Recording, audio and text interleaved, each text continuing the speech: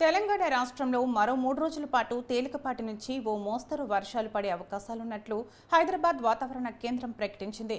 మెరుపులు, ఉరుములు, ఈదురు గాలులతో కూడిన వర్షాలు కురుస్తాయని అధికారులు హెచ్చరికలు జారీ చేశారు.